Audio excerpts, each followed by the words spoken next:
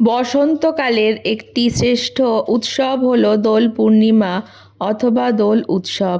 এই দিন বাঙালিরা রং খেলায় মাতোয়ারা হয়ে ওঠেন। দোল পূর্ণিমার দিন রাধাকৃষ্ণের পূজা করা হয়।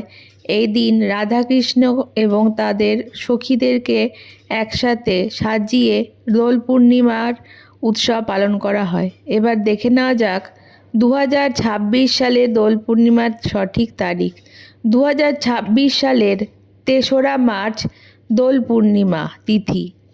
আর বাংলার তারিখ অনুসারে 18ই ফাল্গুন 1432 সাল মঙ্গলবার হলো এই হোলি উৎসব। পূর্ণিমা তিথি শুরু হবে ইংরেজি তারিখ অনুসারে 2রা মার্চ 2026 অর্থাৎ সোমবার। বাংলা তারিখ অনুসারে 17ই ফাল্গুন 1432 সাল সন্ধেবেলা 5:52 থেকে। এবং এই পূর্ণিমা তিথি শেষ হবে পরবর্তী দিন অর্থাৎ 3রা মার্চ 1426 অথবা বাংলা তারিখ 18ই ফাল্গুন 1432 সালের অর্থাৎ মঙ্গলবার দিন বিকেলবেলা 4:48 পর্যন্ত।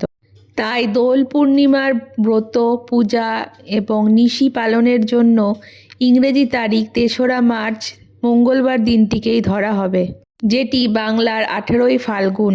দোল পূর্ণিমার আগের দিন অর্থাৎ হোলিকা দহন অথবা ন্যাড়া পোড়া পালন করা হবে 2রা মার্চ অর্থাৎ বাংলা তারিখ অনুসারে 17ই ফাল্গুন সোমবার। এই হোলিকা দহনের সময়কাল হলো সন্ধেবেলা 5:42 থেকে রাত্রিবেলা 7:15 মধ্যে। এই পূর্ণিমার দিন সত্যনারায়ণ পূজা করা যেতে পারে। তার শুভ সময়কাল হলো 3রা মার্চ সন্ধেবেলা 6:47 থেকে রাত্রিবেলা 7:49 মধ্যে। এই দিন গঙ্গা স্নান এবং কোনো কিছু দানের শুভ সময় হলো মঙ্গলবার দিন 3রা মার্চ সূর্য উদয় হওয়ার পর থেকে দুপুরবেলা 3:19 মধ্যে। হোলি উৎসব পালন করা হবে 4ঠা মার্চ 2026 সাল অর্থাৎ বাংলা তারিখ 19শে ফাল্গুন বুধবার। কারণ দোল পূর্ণিমার পরের দিনই হোলি উৎসব পালন করা হয়ে থাকে। এই দোল পূর্ণিমার তিথিতে পূর্ণগ্রাস চন্দ্রগ্রহণ হবে। আর এই চন্দ্রগ্রহণের সময়সূচি জেনে নিন। হিন্দু শাস্ত্র অনুসারে যে কোনো গ্রহণের সুদকাল শুরু হয় 9 ঘন্টা আগে থেকে। তাই 3রা মার্চ 2026 সালের ভোরবেলা 5:20 থেকে সুদকাল শুরু হবে। গ্রহণ শুরু হবে মঙ্গলবার দিন 3রা মার্চ দুপুরবেলা 3:20 থেকে। পূর্ণগ্রাস আরম্ভ হবে বিকেলবেলা 4:34 থেকে।